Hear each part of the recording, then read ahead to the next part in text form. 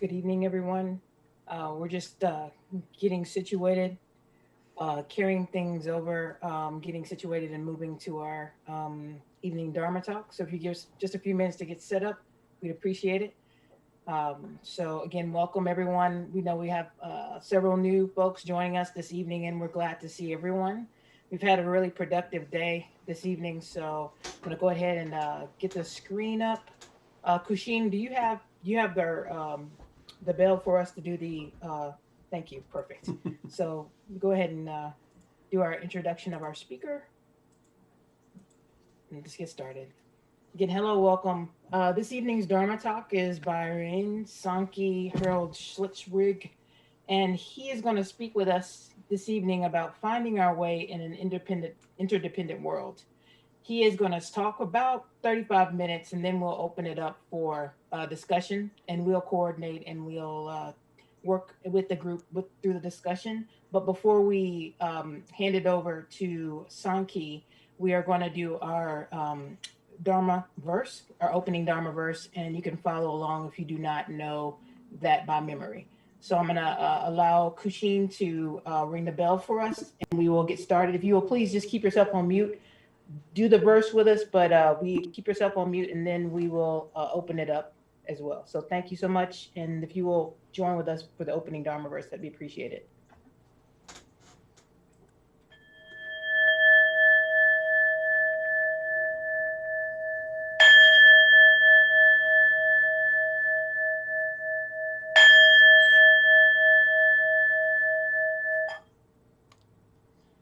The unsurpassed, profound, and wondrous Dharma is rarely met with, even in 100,000 million kalpas.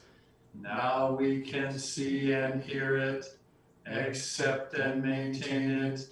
May we unfold the meaning of the Tathagata's truth.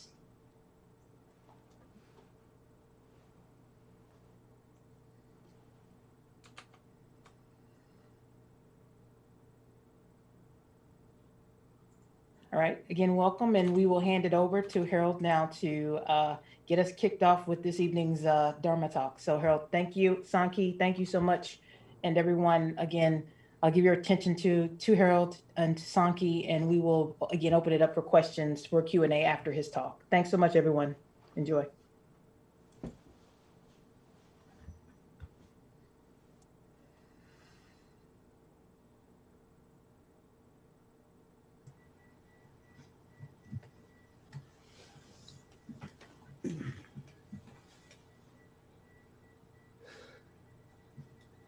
When Zenku asked for the title of my talk so that it could be included in the materials provided those who registered for this retreat, I didn't have to think very long to come up with a topic. I live in Wichita, Kansas, which is very close to the middle of America. Despite our distance from the coasts, we haven't been spared. Like all of you, my life has transformed over the past year. I've sheltered in place, social distanced, and masked. Like many here, I think, I have anguished over the ills racking our nation and the world. COVID, racial injustice and social turmoil, climate change, and a vitriolic and divisive presidential campaign have left their mark on me, not just in what I do, but in how I feel emotionally. My family and friends, my Sangha, my community, and nation have all been affected, and not in a good way. And that has taken a toll on me, and I suspect on you. So when Zenku asked, I didn't think a lot about it. I emailed him and said, my title is Finding Our Way in an Interdependent World. Interdependence is not a tough sell anymore. Not after COVID and not after climate change entered our lexicon. Then, as I began preparing this talk, I realized that I could address the issue best as a question. Raising the issue as a question puts you, the listener, in the driver's seat where you should be, because ultimately the question is one that only you can answer. And your answer is how you live your life.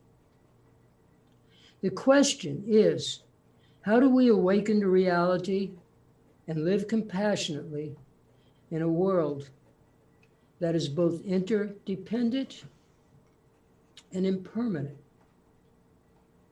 Dogen has addressed this question in his Genjo Koan, a fascicle or chapter in his masterwork, the Shobogenzo. Genjo Koan has been translated into English with many different titles.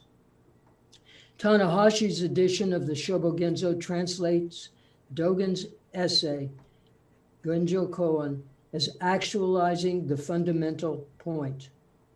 Using the word actualizing emphasizes that Zen is action. Dogen says life as lived always poses a question to us. We answer that question, for better or worse, in how we live out our life every day in every place we inhabit, not just the Zendo. This is our practice. I can't answer your Genjo Koan for you. You are a unique person. The processes and events that have shaped your life are unique to you. The circumstances you live in are particular and specific to you. You have to find the answer for yourself, just as Dogen did. What I hope I can do tonight is to provide some signposts that may help you on the way. I will begin with a koan. The issue of the self did not begin with Dogen. He was the beneficiary and heir to a legacy that began with Shakyamuni and continued through a long line of ancestors that passed this legacy on to their students. I begin with a story, a koan, drawn from a book of koans titled The Book of Serenity. This story is well known in Soto Zen. The principal characters are Dongshan and his principal teacher, Yunyan. The Dongshan in this story was a Chinese teacher who lived from 807 of the Common Era to 861. One of his students or disciples was Kaoshan Benji. Together, they are regarded as founders of the Caodong school of Zen, one of the 5 schools of Chinese Zen. Caodong takes its name from the Cao of Kaoshan and the Dong of Dongshan. Kaoshan's name in Japanese is Sozan. Dongshan in Japanese is Tozan. After Dogen brought the teachings of Caodong to Japan, his school became known as Soto, in honor of Sozan and Tozan. Here's the story. Dongshan studied Zen with a number of teachers, but he was the Dharma heir of Yunyan. When Dongshan was preparing to leave Yunyan to study with another teacher, Dongshan asked Yunyan, "After your death, if someone asks me if I can describe your reality, how should I answer?" Yunyan remained silent for a moment. Then he answered, "Just this is it. Just," and in some accounts, he said, "just this. Just this." Yunyan's answer puzzled Dongshan, but he chose not to pursue the question with Yunyan. Later, he told a monk that he almost completely misunderstood Yunyan's meaning. Nevertheless, he continued to think about Yunyan's answer, not really understanding. The question and Yunyan's answer were in his mind as he crossed a river one day. And he looked down and he saw his reflection in the water looking back at him. In that moment, Dongshan awoke to reality. He memorialized this moment in this poem. Don't seek from others, or you will be estranged from yourself. I now go on alone.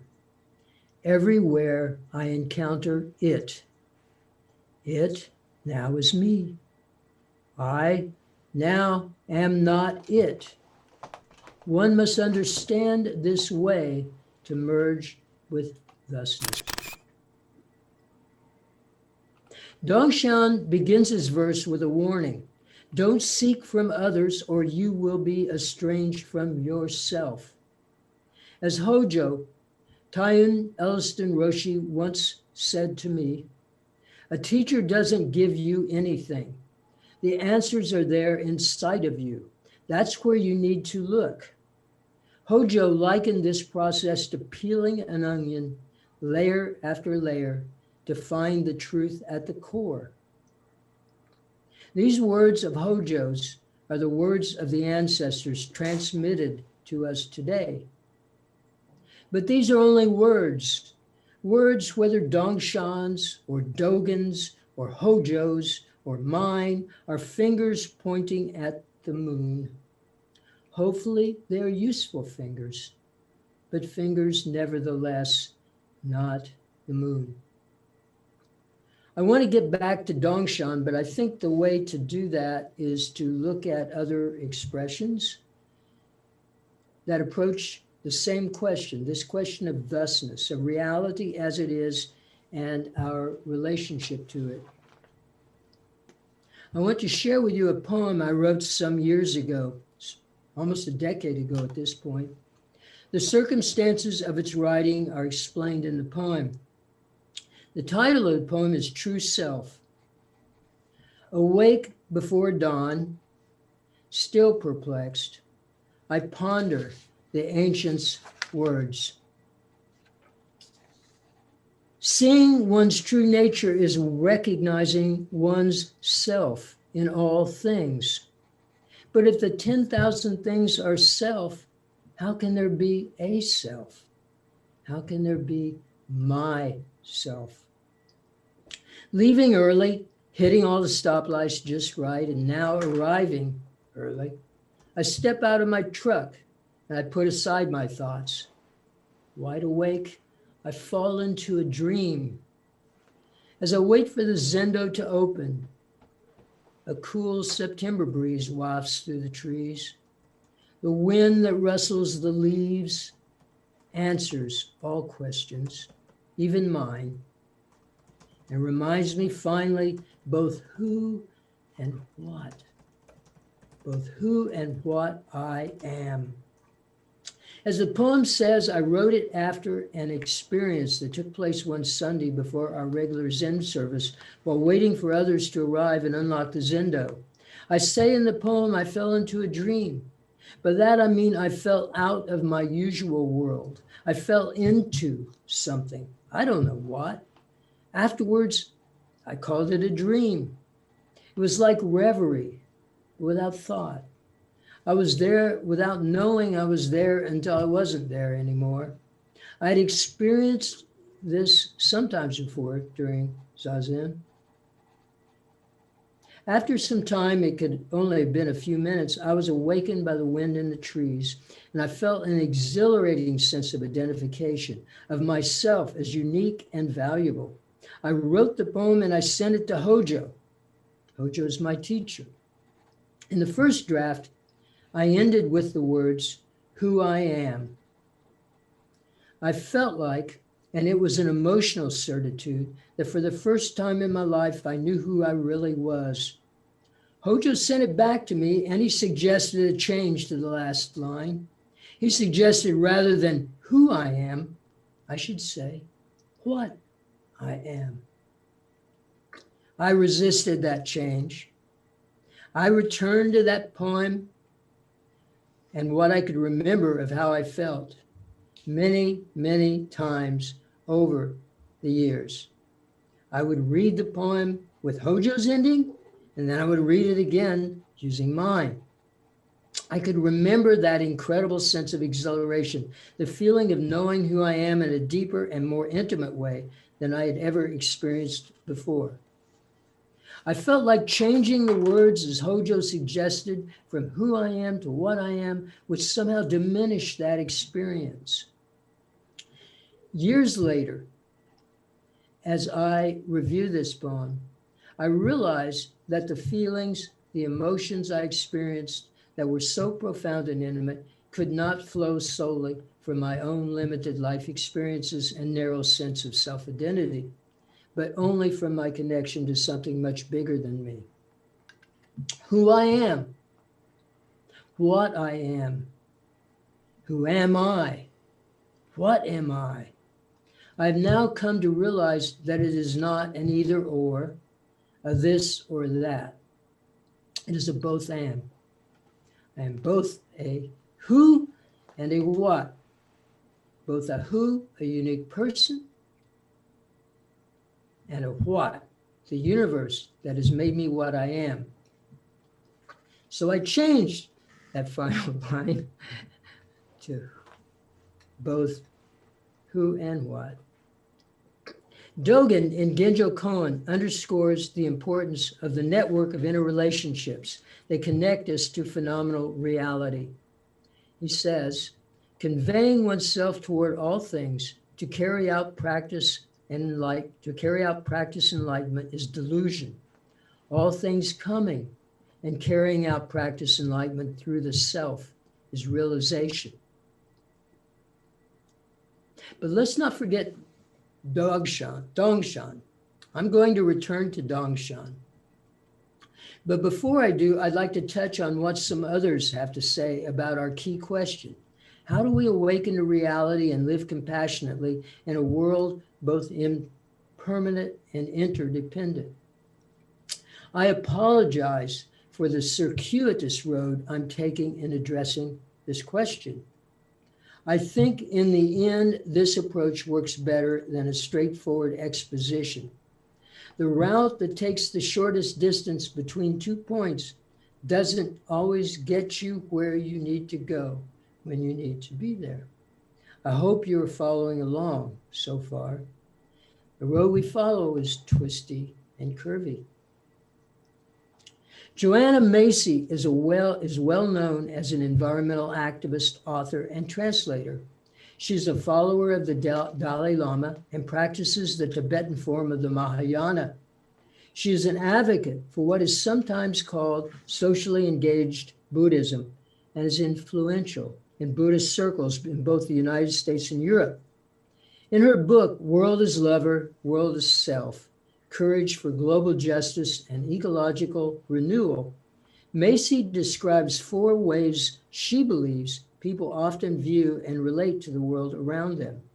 They are as battleground, as trap, as lover, and as self. I sometimes see myself in each of these ways of relating to the world around us. You may also see yourself in one of these descriptions. First, the world is battlefield. We can regard the world as the place where the forces of good and evil are pitted against each other. The forces of light struggle against the forces of darkness. All we have to do is turn on cable news to see this world on full display. It is everywhere, promoted frequently in the rhetoric of politicians at election time and in the words that motivate social movements. This way of looking at the world can be appealing and tenacious. It is ubiquitous because it can be used to arouse courage and the energies of anger and militancy. The battlefield view of the world is characterized by certainty in the justice of one's cause and self-righteousness. This view of the world can lead to short-term gains, but is destructive in the long run. A second way the world can be viewed, according to Macy, is as a trap. From this perspective, the goal is not to engage and vanquish a foe. Rather, the goal is to escape from reality. Reality, or as we might say, material or phenomenal reality, is seen as secondary to spiritual reality, viewed as what is true or absolute.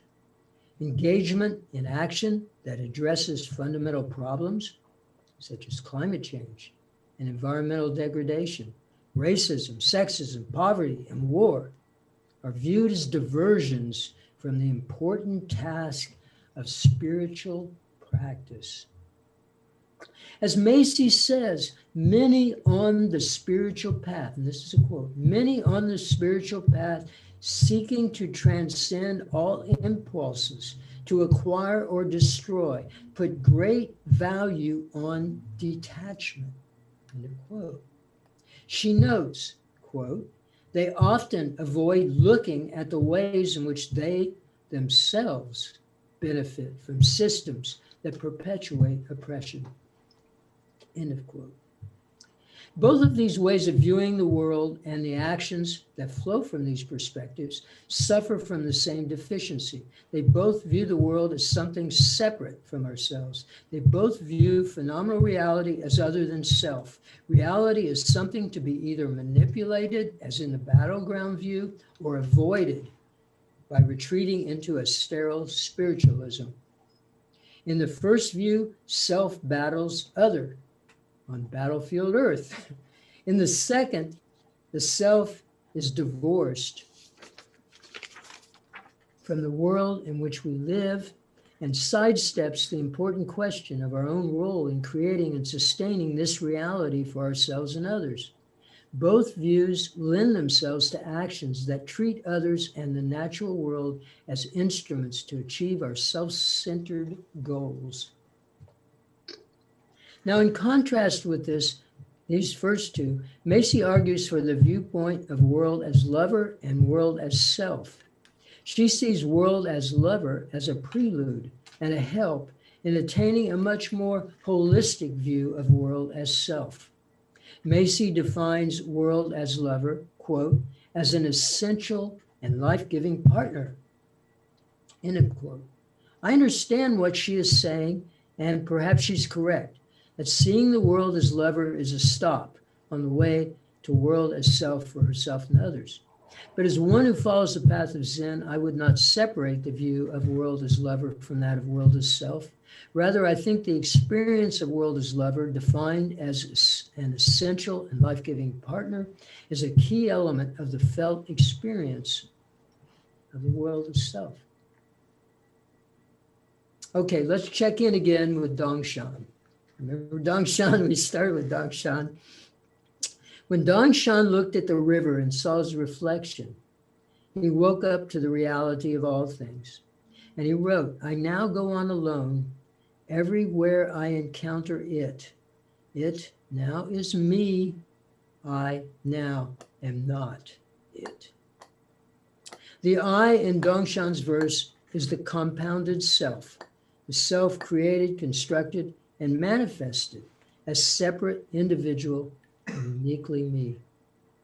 There's no one else in the world like me. No one else has had my formative experiences. No one else, not even my brother and sister. No other occupies the space I occupy or quite looks at the world from my perspective. I can create a visual metaphor here. I hold up this cup. You see this cup from your perspective. I see this cup from mine. And yet, it's the same cup.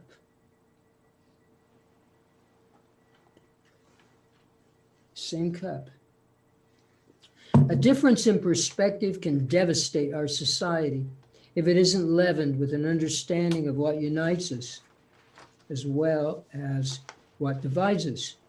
Not too many weeks ago, the Wichita City Council held a hearing to discuss extending the city's ordinance requiring mask, social distancing, limitations to the size of public gatherings, and other COVID-related precautions. Several hundred protesters gathered in a separate venue and spoke at the council meeting via live telecasting in opposition to the council's extending the ordinance. I was particularly struck by one gentleman. I watched this on Facebook. He wasn't masked, and most of the crowd with him weren't masked. They had been kept from council chambers in a separate room at a nearby convention center where their irresponsible behavior would endanger only themselves and those city employees unfortunate enough to be tasked with setup, monitoring, and cleaning up after the protest. In any case, this individual spoke to the council and said, quote, and I quote, "I'm not responsible for your health. I'm only responsible for me, for my health. The requirement that I wear a mask to keep others safe violates my individual rights." End of quote. And that is a real quote. He saw the cup only from his perspective. I see it from mine. And yet it is the same cup. It is true that reality is individual, but it is also true that reality is shared. In this case, the failure to understand that the cup is shared has disastrous consequences. Dongshan's verse acknowledges both aspects of reality while asserting that reality isn't bifurcated, that it is one. And this one is just this. Just this. Shakyamuni called our interconnectedness with all that is dependent origination. He realized it under the Bodhi tree, and it was the centerpiece of his life's teaching. Later, after Buddha's death, the Mahayana movement arose, concerned that the stress Buddha's followers then placed on suffering and individual salvation had begun to replace Buddha's teachings on compassion. The Mahayana movement stressed Buddha's later teachings, and where the emphasis is on compassion and the Bodhisattva path. In these later teachings, dependent origination becomes interdependent origination, also sometimes translated as interdependent arising or interdependent co-arising. It is what Thich Nhat Hanh calls interbeing. Nagarjuna, a Zen ancestor credited with the second turning of the wheel, Buddha turned the wheel the first time, Nagarjuna followed him. He called this natural law relational origination. It is important to understand that interdependent co-arising is not separate from our daily lives. It is the way things work. It is how things happen. There is no reference to an absolute or eternal existence. It is a description of a dynamic, ever-changing, interdependent reality. The Dogen scholar and teacher, Shohaku Okamura, defines interdependent origination this way. All things and phenomena are the product of an infinite number of causes and conditions.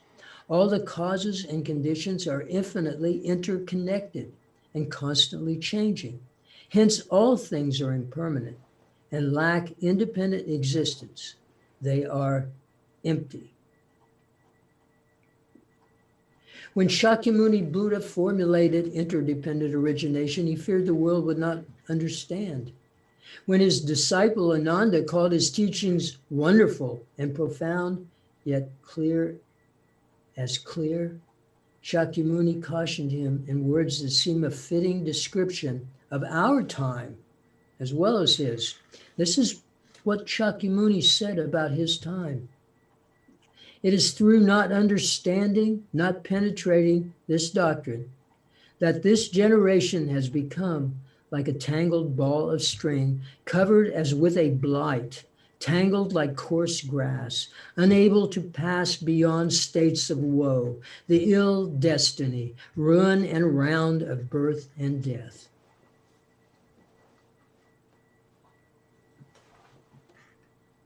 Sounds contemporary.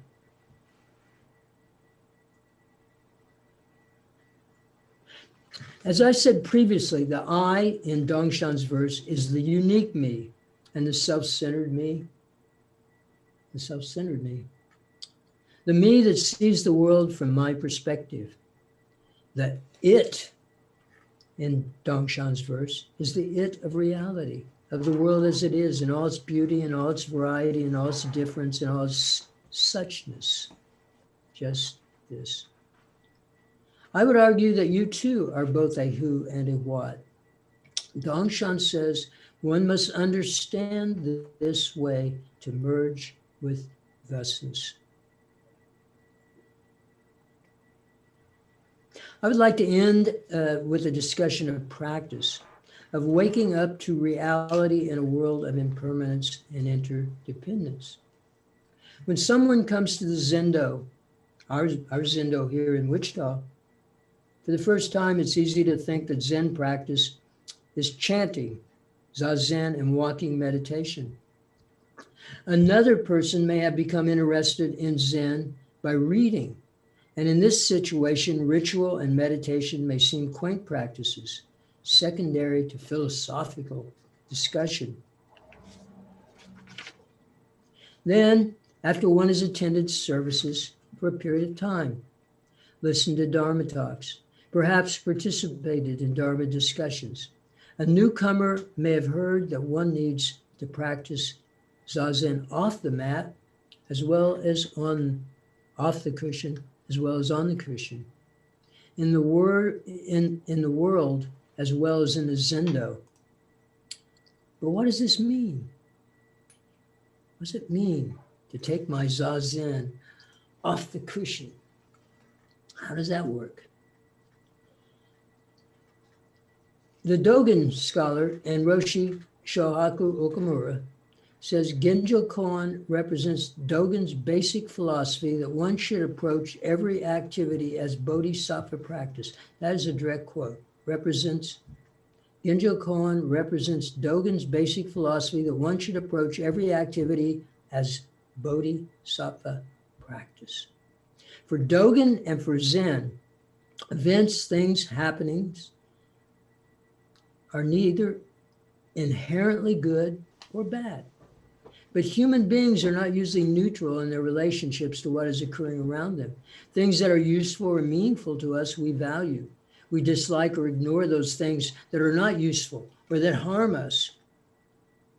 These aren't objective judgments. Okamura says we can't look at what is happening around us from outside our frame of reference. You can't see this cup on this side, on my side. You can't see what I see. We aren't outside of our experience, and therefore we can't be objective.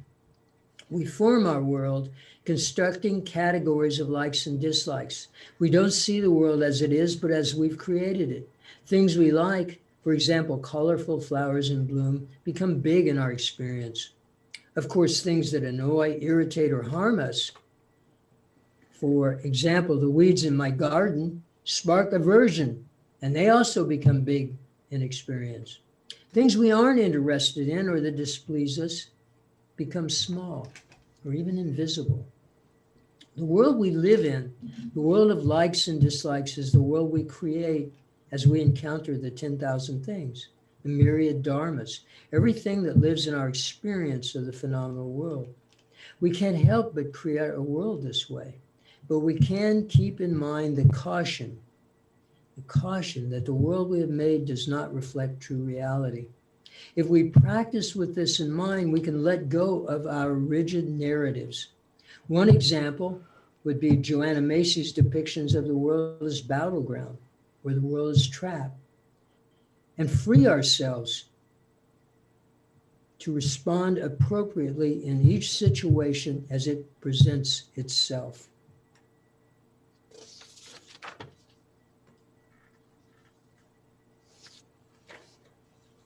Dogen expresses this caution in poetic language. He says in Genjo Kan, When we sail a boat into the ocean beyond sight of land and our eyes scan the horizon in the four directions, it simply looks like a circle. No other shape appears. This great ocean, however, is neither round nor square. It has inexhaustible characteristics. To a fish, it looks like a palace. To a heavenly being, a jeweled necklace. To us, as far as our eyes can see, it looks like a circle. The world we live in is always a creation, but this does not stop the bodhisattva from acting in this world. Okamura describes a shift in the subject. The bodhisattva no longer acts on behalf of narrow self-interest, the karmic self constructed through our likes and dislikes, but as the manifestation of universal reality. It is a shift of the impetus for action from Dongshang's I to Dongshan's it. When the bodhisattva acts, it is not out of self-interest, but out of the experience of unity with existence. Not possible, you say. Unity with existence, not possible. We typically describe such actions as selfless or as examples of self-sacrifice. It is not usually considered a rational response to a situation. An example is one who puts themselves in harm's way for another. Now, I know there are mothers here tonight. I know there are. An example of this is a mother's impulse to pull her child out of the way of a speeding vehicle, even if she risks her own life in the process. Another example is a soldier who dies covering a grenade with his body to shield his comrades from death and injury. I'm not saying these necessarily are or are not the actions of bodhisattvas. I am saying that human beings are capable of acting selflessly and spontaneously on behalf of others, as envisioned by the bodhisattva ideal. In Zen, it is our practice to say practice is enlightenment. Even better, because not separated by that word is simply practice dash enlightenment. By this, we mean that when we practice in the real sense of the term, whether in the zendo or in the street, we are Buddhas or at work, or when we're on vacation. We are Buddhas expressing Buddhas. Dogen says Buddhas don't necessarily know they are Buddhas, but they are Buddhas just the same. When we truly sit in Zazen, perhaps for only 5 minutes of a sitting period of half an hour, for those 5 minutes, we are Buddha. We may not know it because it's not a matter of conscious experience. In those 5 minutes, in Dongshan's word, one merges with thusness. In Zen, we call this merger our true self, not the self that separates us from reality and self-centered dreams of domination or escape from the world, but the self that is fully engaged in the world because it is of the world, is in fact the world, is in fact the world. Where will your practice take place? I can't tell you that. Dogen says you have to find that out for yourself. And then he continues, and this is Dogen. When you find your place where you are, he says, when you find your place where you are, when you find your place where you are, practice occurs, actualizing the fundamental point. When you find your way at this moment, practice occurs, actualizing the fundamental point. For the way is neither large nor small, neither yours nor others. The place, the way, has not carried over from the past. It is not merely arising now. And then, later he says, here is the place. Here the way unfolds.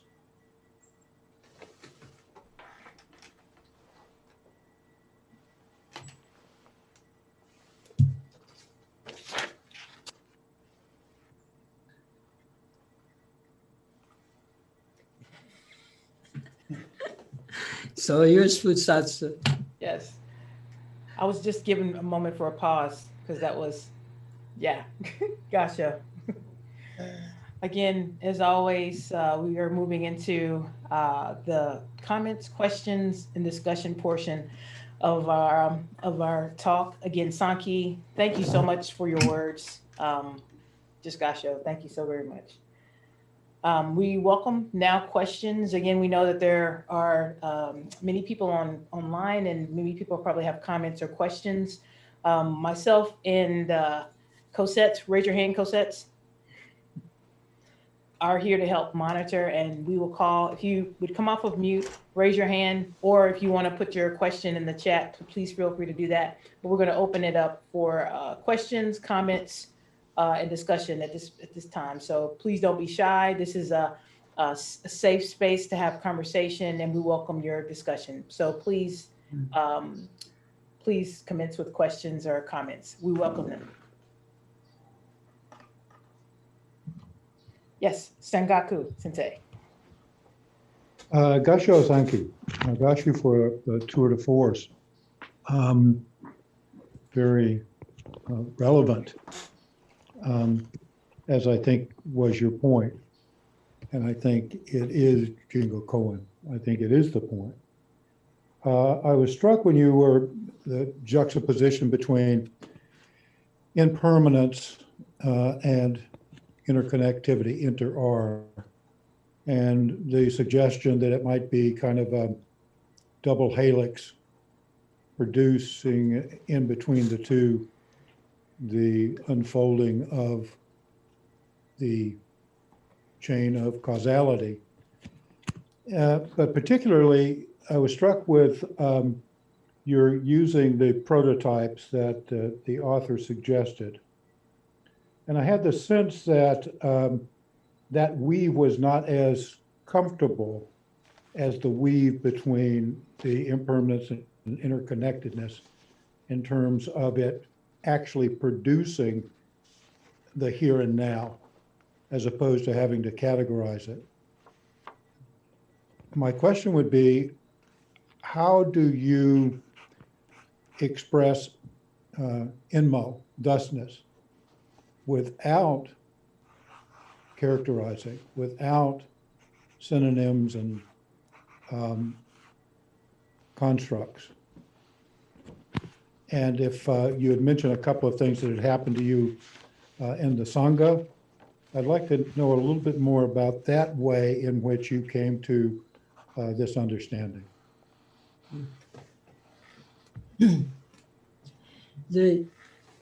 I think the way to talk about this and the way to understand it is that in Zen,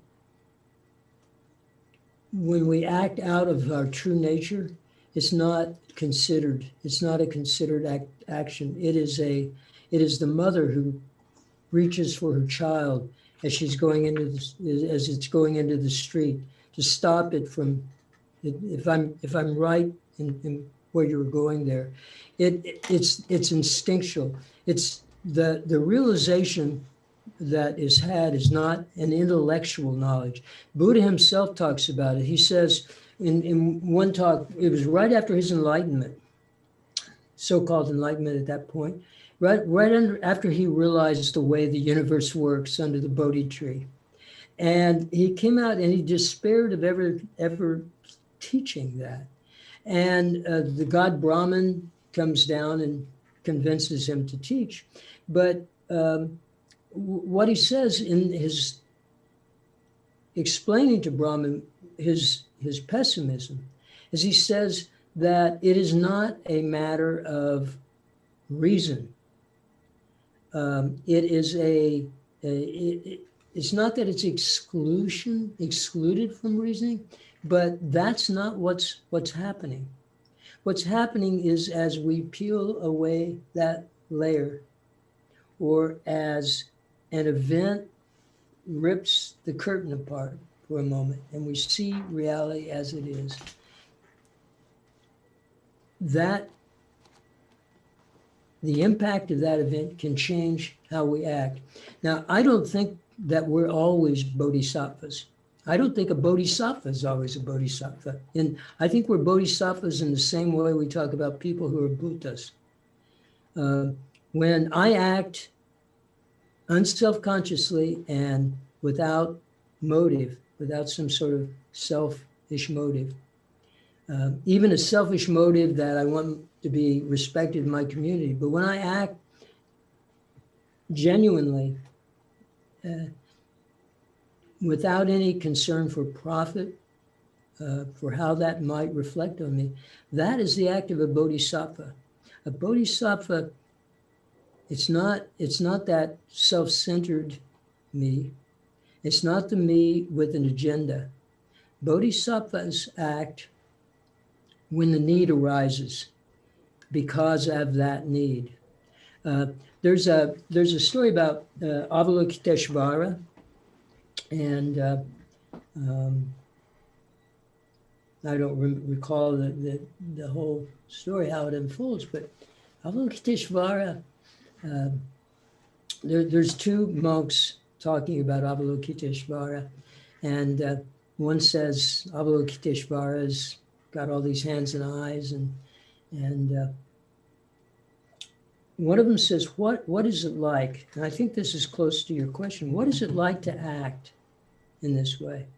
And he says, it's like when you're in bed at night and it's totally pitch black, much blacker than we get anymore with all of our ambient light and street lights and satellites overhead and whatever, but just totally black.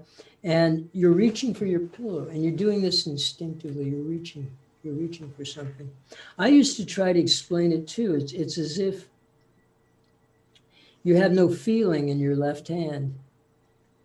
And your left hand, and you've got an open flame. Maybe you're barbecuing or something out there.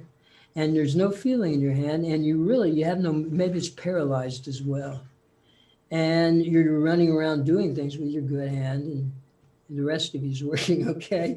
So you look over there and you say, hey, you've put your hand there in the coals. You reach over there with that hand, jerk it out. You don't think about it. You don't say, I wonder what the consequences might be of my pulling my hand out of. It's instinctual. And I think that kind of instinctual action is what we're talking about here. That is the model. That is the Zazen in action, is that kind of action that is without any sense of reward, any sense of how will I gain from this? I don't know. I could probably talk for a long time. I don't want to do that. I don't want to obscure everybody else's opportunity. Sure.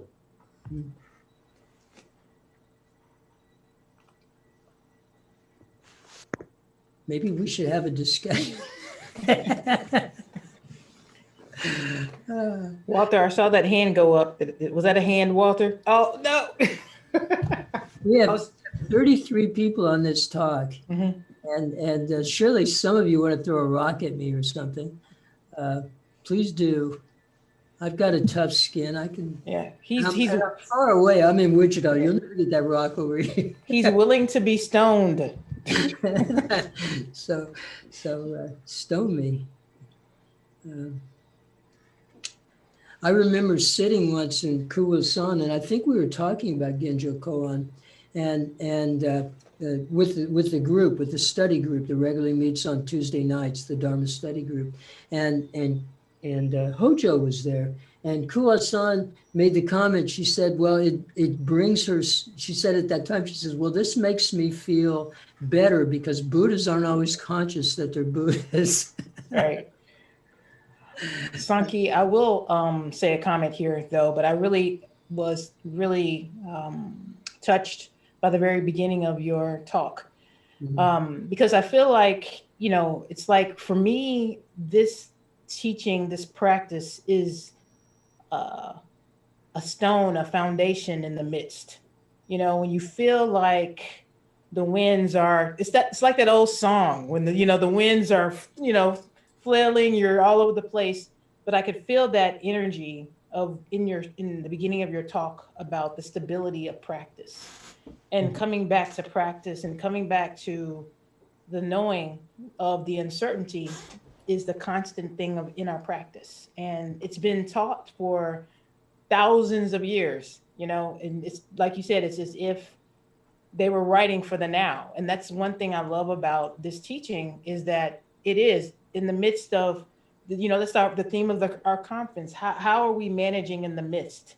And for me, what you talked about, the what does that look like? You're putting it the question back to us. What does that mean for you? And I was sitting here thinking about in my personal practice, it's everything, it's every moment, it's every reaction or non-reaction. It's it's everything.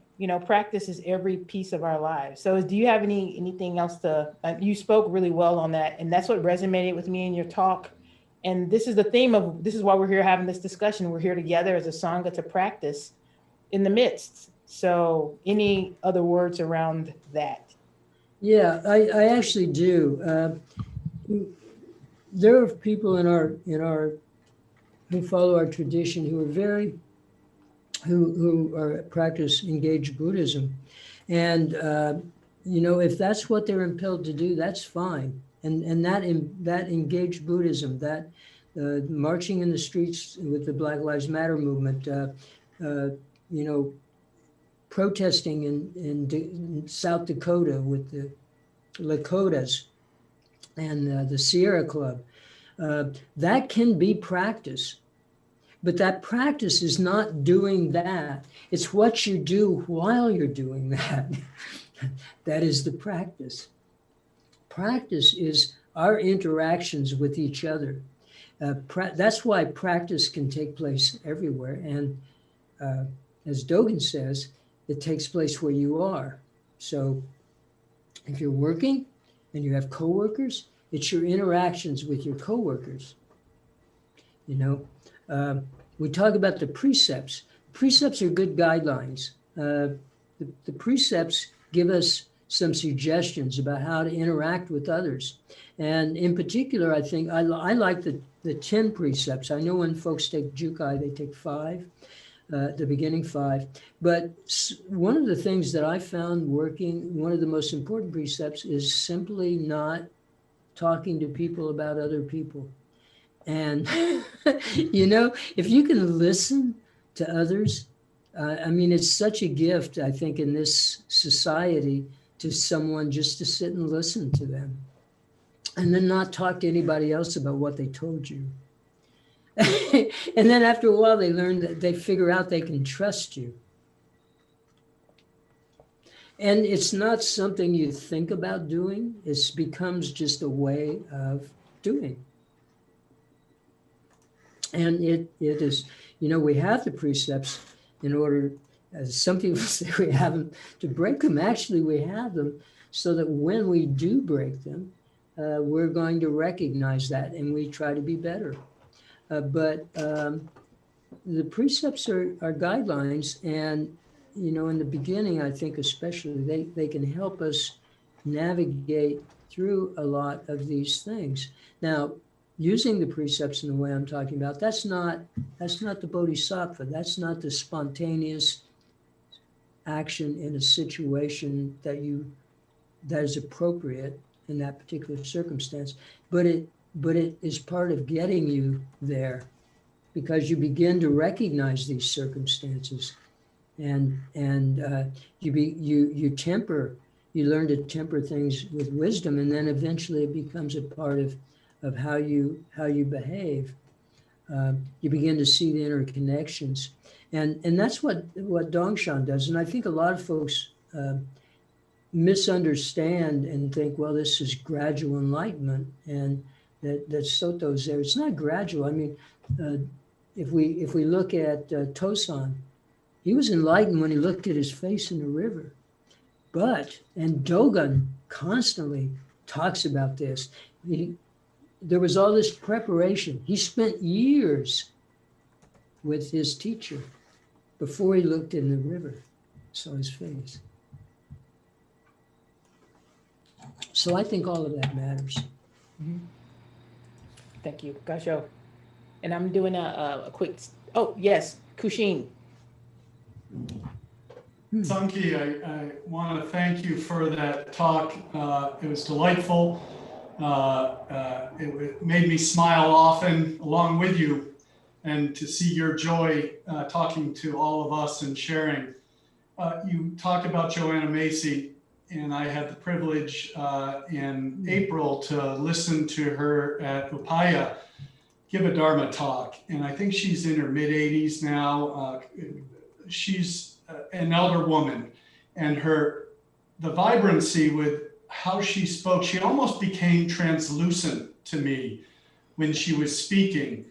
And there was this deep selflessness that I think your talk brought up many times, although you didn't use those words necessarily. But it was impossible not to pay attention and not to see Bodhisattva arising or completing or fulfilling or overflowing out of her. And I wonder if you would just talk briefly or reflect briefly on how your talk also describes this selfless nature, our true nature, where you called it instinct at times when you would just do the right thing. But I ask you if you see this as this selflessness too, that can be acquired perhaps instantaneously over a lifetime of work and practice, or from moments to moments, but not being able to maintain it. But just that quality, is that some of what you were speaking to tonight?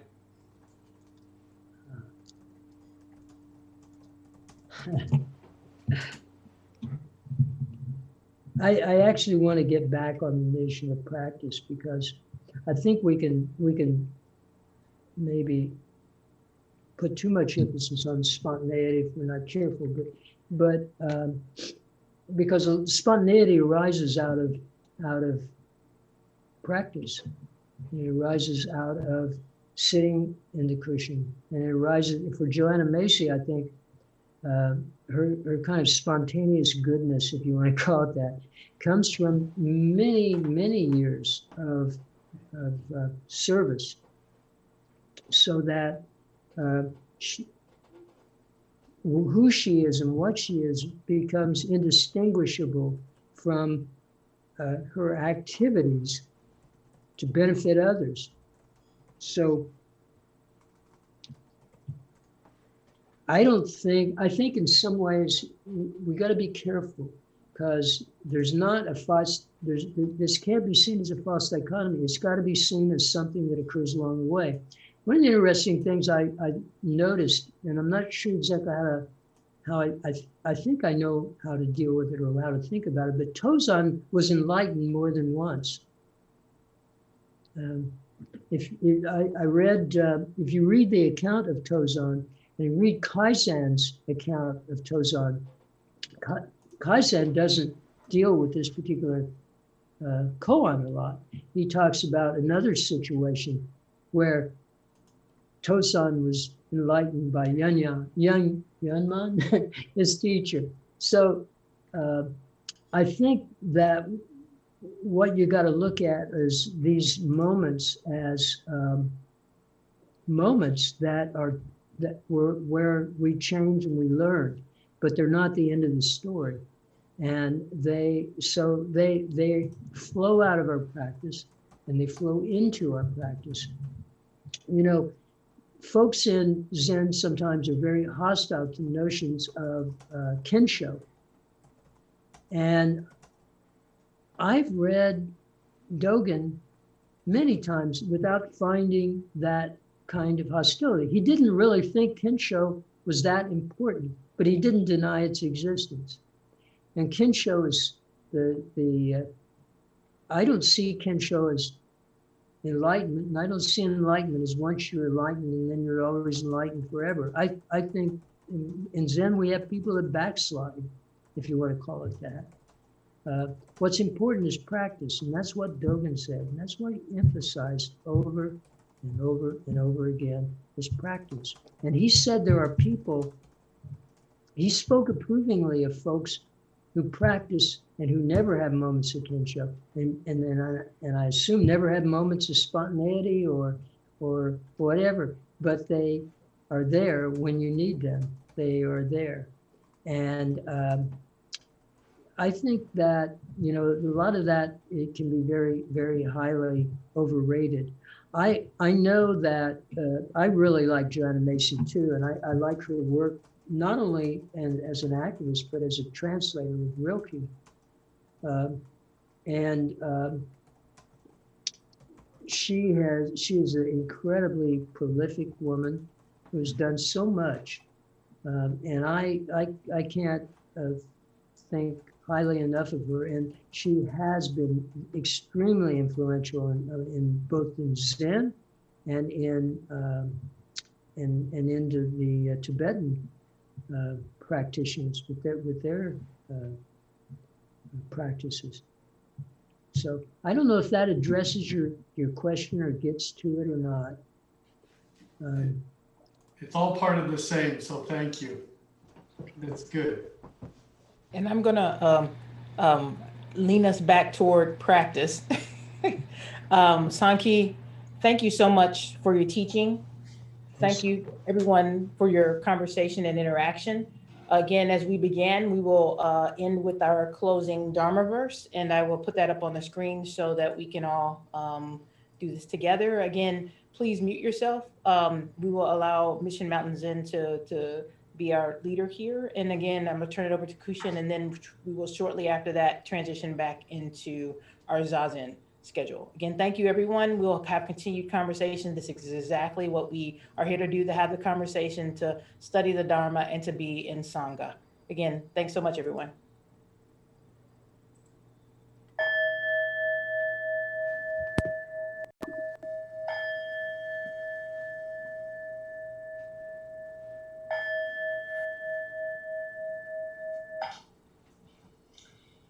Beings are numberless, I vow to free them. Delusions are inexhaustible, I vow to end them. Dharma gates are boundless, I vow to enter them. The Buddha way is unsurpassable, I vow to realize it. Beings are numberless, I vow to free them. Delusions are inexhaustible, I vow to end them. Dharma gates are boundless, I vow to enter them. The Buddha way is unsurpassable, I vow to realize it. Beings are numberless, I vow to free them. Delusions are inexhaustible, I vow to end them. Dharma gates are boundless, I vow to enter them.